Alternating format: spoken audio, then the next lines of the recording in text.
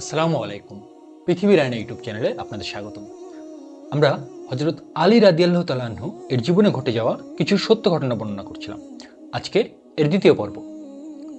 হঠাৎ করে একদিন এক অশ্বারোহীর অশ্বের পদাঘাতে মরুর বালু উঠছিল।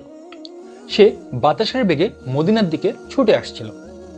তার চিৎকার দিয়ে বলতে লাগলো, হে আল্লাহর রাসূল, কুরাইশরা চুক্তি ভঙ্গ করেছে। কুরাইশদের পক্ষ থেকে চুক্তি ভঙ্গ করার পর রাসূল সাল্লাল্লাহু আলাইহি সাল্লাম মক্কায় অভিযানের প্রস্তুতি নিতে লাগলেন। তখন হাতিব বিন আবু বালতা কুরাইশদেরকে মক্কা আক্রমণের সংবাদ দিয়ে একটি চিঠি লিখলেন। তারপর সে চিঠি এক মহিলার দ্বারা মক্কাবাসীদের কাছে পাঠালেন। তিনি সে মহিলাকে কুরাইশদের কাছে চিঠিটি পৌঁছে দেওয়ার জন্য কিছু সম্পদের বিনিময়ে রাজি করালেন। মহিলাটি চিঠিটি তার মাথার চুলের ভেতরে লুকিয়ে নিল। এরপর সে দ্রুত মদিনা থেকে মক্কার দিকে রওনা দিল। মহিলাটি মক্কায় পৌঁছার আগেই আল্লাহর পক্ষ থেকে এ ব্যাপারে রাসূল সাল্লাল্লাহু আলাইহি সাল্লাম জেনে গেলেন। রাসূল সাল্লাল্লাহু আলাইহি সাল্লাম এই সংবাদ পাওয়ার পর মহিলাটির কাছ থেকে চিঠি উদ্ধার করে নিয়ে আসতে আবু বিন আবু তালিব রাদিয়াল্লাহু তাআলা আনহু ও মিকদাদ রাদিয়াল্লাহু তাআলা আনহুকে প্রেরণ করলেন।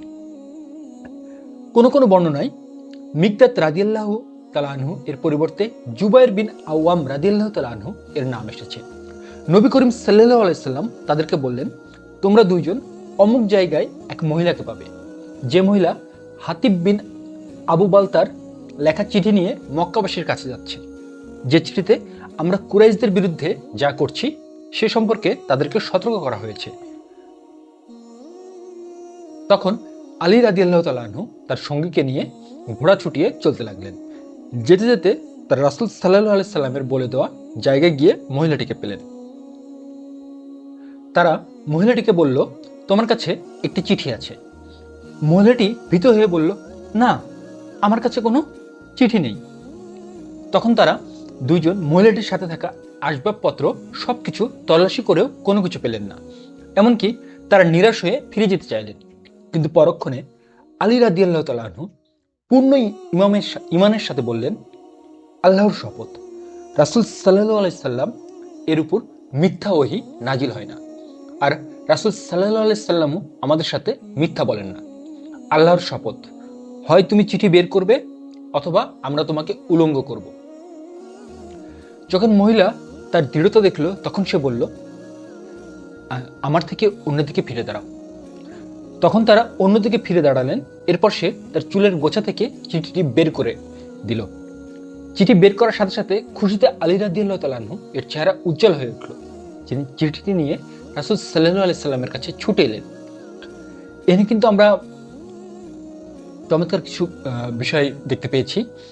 যে প্রথমত যেটি ছিল সেটি হলো যে কুরাইশরা যখন চুক্তি ভঙ্গ করলো, অর্থাৎ কুরাইশদের সাথে নবী করিম সাল্লাল্লাহু আলাইহি সাল্লামের যে চুক্তি হয়েছিল সেই চুক্তি তারা ভঙ্গ করেছে, এবং এই চুক্তি ভঙ্গ করার জন্য রাসূল সাল্লাল্লাহু আলাইহি সাল্লাম মক্কায় অভিযানের প্রস্তুতি নিতে লাগলেন। অর্থাৎ মক্কায় তিনি আক্রমণ করবে কিংবা মক্কা অভিমুখে অভিযান করবে, এই প্রস্তুতি নিতে লাগলেন। তো এরকম যখন প্রস্তুতি নিচ্ছেন ঠিক তখন হাতিব বিন আবু বালতা এই যে তথ্যগুলো, যে নবী করিম সাল্লাল্লাহু আলাইহি সাল্লাম মক্কায় আক্রমণের প্রস্তুতি নিচ্ছেন, তিনি কি করতে পারেন কিংবা কি করবেন, এই ধরনের তথ্য সম্বলিত একটি চিঠি লিখলেন, এবং সেই চিঠিটি মক্কাবাসীদের কাছে পৌঁছানোর জন্য একজন মহিলাকে কিছু সম্পদের বিনিময়ে রাজি করালেন। তো সেই মহিলা যখন সেই চিঠি নিয়ে মদিনা থেকে মক্কার উদ্দেশ্যে যাচ্ছে, তো মক্কায় পৌঁছানোর পূর্বেই আল্লাহ তাআলা রাসূল সাল্লাল্লাহু আলাইহি সাল্লামকে ওহীর মাধ্যমে সেই চিঠির বিষয় জানিয়ে দিলেন। তো এখন যখন রাসূল সাল্লাল্লাহু আলাইহি সাল্লাম সেই চিঠির সংবাদ পেয়ে গেছেন যে সেই চিঠি মহিলা নিয়ে যাচ্ছে, কারণ মক্কাবাসীরা যদি আগে থেকেই জেনে যায় যে নবী করিম সাল্লাল্লাহু আলাইহি সাল্লাম তাদের উপর আক্রমণ করবে কিংবা অভিযান চালাবে, তাহলে তো তারা প্রস্তুতি নিতে পারবে এবং তারা সে ব্যাপারে সতর্ক হয়ে যাবে। অর্থাৎ অভিযানের যে উদ্দেশ্য সেটা সঠিকভাবে লাভ হবে না। তো সেই জন্য সেই চিঠি উদ্ধার করা জরুরি ছিল। তো এমত অবস্থায় যেটি হলো সেটি হলো যে আলী রাদিয়াল্লাহু তাআলা আনহু এবং মিকদাদ রাদিয়াল্লাহু তাআলা আনহু, অনেক সময় অনেক বর্ণনায় এটা বলা হয়েছে যে মিকদাদ রাদিয়াল্লাহু তাআলা আনহু নয়, সেখানে জুবাইর বিন আওয়াম রাদিয়াল্লাহু তাআলা আনহু ছিলেন। যেটাই হোক, মানে দুইজনকে রাসূল সাল্লাল্লাহু আলাইহি সাল্লাম সেই মহিলাটিকে মানে সেই মহিলাটির কাছ থেকে চিঠি উদ্ধার করার জন্য প্রেরণ করলেন, এবং সেই দুজনের ভিতরে একজন ছিল আলী রাদিয়াল্লাহু তাআলা আনহু। তো বিষয়টা এরকম ছিল যে রাসূল সাল্লাল্লাহু আলাইহি সাল্লাম কিন্তু তাদেরকে বলেও দিয়েছিলেন যে অমুক জায়গায় তোমরা একটা মহিলাকে পাবে। অর্থাৎ দেখুন, নবী করিম সাল্লাল্লাহু আলাইহি সাল্লাম যে সত্য নবী ছিল তার অসংখ্য প্রমাণ রয়েছে, হাজার হাজার প্রমাণ রয়েছে, এতে কোনো সন্দেহ নেই।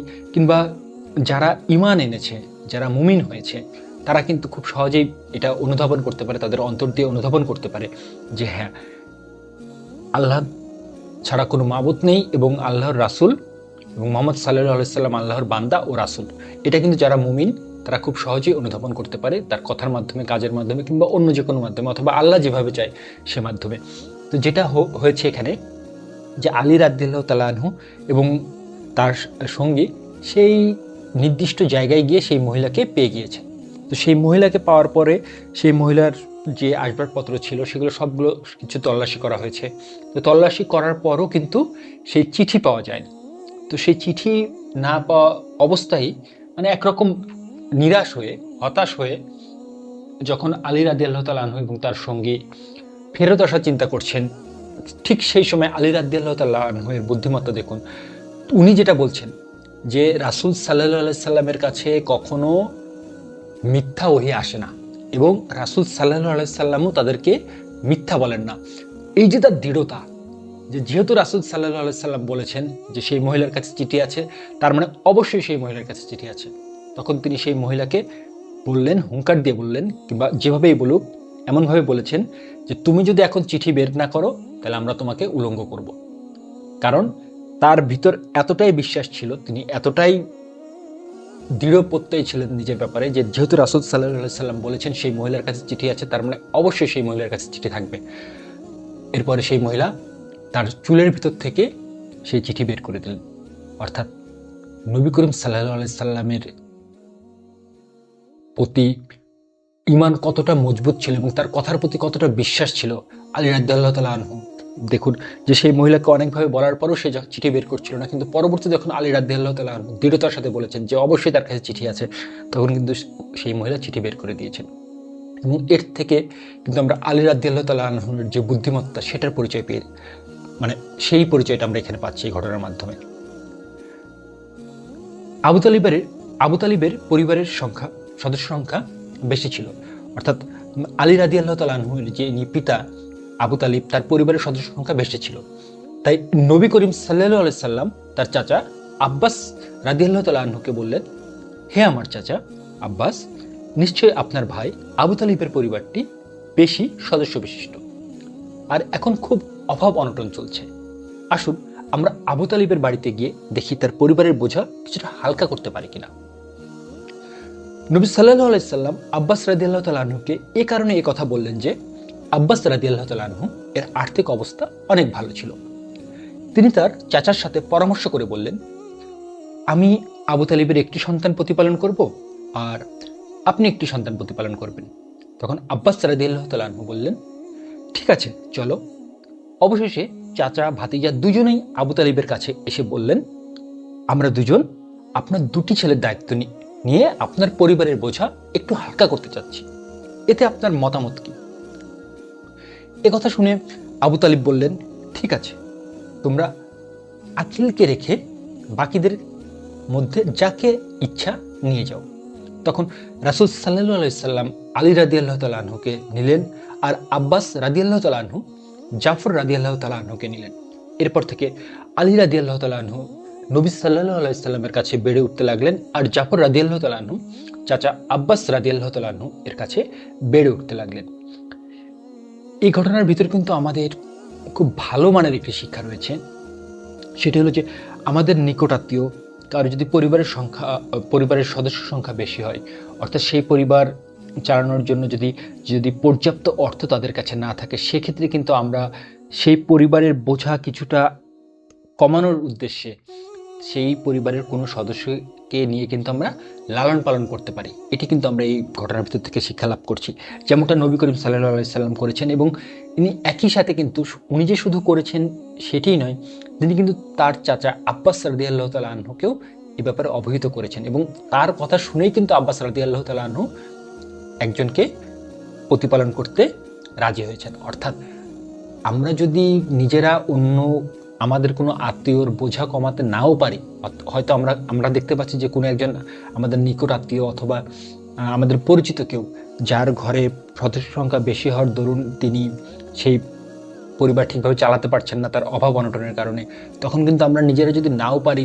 আমরা কিন্তু আমাদের পরিচিত এমন কাউকে বলতে পারি যার সামর্থ্য রয়েছে, যার অবস্থা ভালো, যে তাকে আমরা এই পরামর্শ দিতে পারি যে তুমি কিন্তু চাইলে সেই পরিবার থেকে একজনকে গ্রহণ করতে পারো, এবং এর ফলে যেটি হবে যে তাদের পরিবারের বোঝা কিছুটা লাঘব হবে। তো এখানে আমরা যেটি দেখতে পেয়েছি যে হজরত মোহাম্মদ সাল্লাল্লাহু আলাইহি সাল্লাম যখন তার চাচা আব্বাস রাদিয়াল্লাহু তাআলা আনহুকে সাথে নিয়ে তার অপর এক চাচা আবু তালিবের বাসায় গিয়েছেন, তখন আবু তালিবকে যখন এই প্রস্তাব দেওয়া হয়েছে যে আমরা দুইজন চাচ্ছিলাম যে আপনার পরিবার থেকে দুজন সন্তানকে আমরা নিয়ে লালন পালন করব, এতে আপনার মতামত কি? তখন আবু তালিব রাদিয়াল্লাহু তাআলা আনহু বলেছেন, আকিলকে ছাড়া তোমরা বাকিদের মধ্যে যাকে ইচ্ছা তাকে নিয়ে যাও। আকিলের ব্যাপারে যেটি জানা যায় সেটি হলো যে আকিল ছিলেন আলী রাদিয়াল্লাহু তাআলা আনহু এর ভাই, এবং উনাকে এই আকিলকে আবু তালিব খুবই ভালোবাসতেন। এই জন্য তিনি তাকে তার নিজের কাছে রেখেছেন, এবং এছাড়া অন্য যে সন্তান রয়েছে তাদের ভিতর থেকে যাকে ইচ্ছা তাকে নিয়ে যেতে বলেছেন। এবং এর ফলে যেটি হয়েছে, নবী করিম সাল্লাল্লাহু আলাইহি সাল্লাম আলী রাদিয়াল্লাহু তাআলা আনহুকে নিয়ে এসেছেন, এবং নবী করিম সাল্লাল্লাহু আলাইহি সাল্লামের চাচা আব্বাস রাদিয়াল্লাহু তাআলা আনহু তিনি জাফর রাদিয়াল্লাহু তাআলা আনহুকে নিয়ে এসেছেন, এবং এরপর থেকে আলী রাদিয়াল্লাহু তাআলা আনহু নবী করিম সাল্লাল্লাহু আলাইহি সাল্লামের কাছে প্রতিপালিত হয়েছেন, বড় হয়েছেন, শিষ্টাচার শিক্ষা লাভ করেছেন। এবং আমরা পরবর্তীতে আরও জানতে পারবো যে আলী রাদিয়াল্লাহু তাআলা আনহু যে বিশাল জ্ঞানের ভান্ডার, উনি যে এত জ্ঞানী ছিলেন, মানে উনার জ্ঞান এই পর্যায়ে ছিল যে উনি কিন্তু মানুষজনদেরকে বলেছেন যে তোমাদের কি প্রশ্ন আছে এসে আমার কাছে করো, আমি সেটির উত্তর দিব। একটাবার শুধু চিন্তা করে দেখুন যে একজন মানুষ সরাসরি বলছে যে তোমাদের কি প্রশ্ন আছে তোমরা সেই প্রশ্ন আমার কাছে নিয়ে আসো, আমি তোমাদেরকে সেই প্রশ্নের উত্তর দিব, যে প্রশ্নই হোক। তাহলে তার জ্ঞানের গভীরতা কত বেশি হতে পারে একটাবার চিন্তা করে দেখুন। ইনি কিন্তু সেই আলী রাদিয়াল্লাহু তাআলা আনহু, এবং সেই আলী রাদিয়াল্লাহু তাআলা আনহু কিন্তু ছোটবেলা থেকেই নবী করিম সাল্লাল্লাহু আলাইহি সাল্লামের কাছে মানে পালিত হয়েছেন এবং বড় হয়েছেন, এবং সেখান থেকেই তিনি তার আচার ব্যবহার শিষ্টাচার অনেক কিছু শিক্ষা লাভ করেছেন, যেটি আমরা পরবর্তীতে আরও জানতে পারবো। তো আজকের মতো ঘটনা এই পর্যন্তই। এরকম আরও ঘটনা জানার জন্য এবং শোনার জন্য কাইন্ডলি আমাদের সাথেই থাকুন। ধন্যবাদ।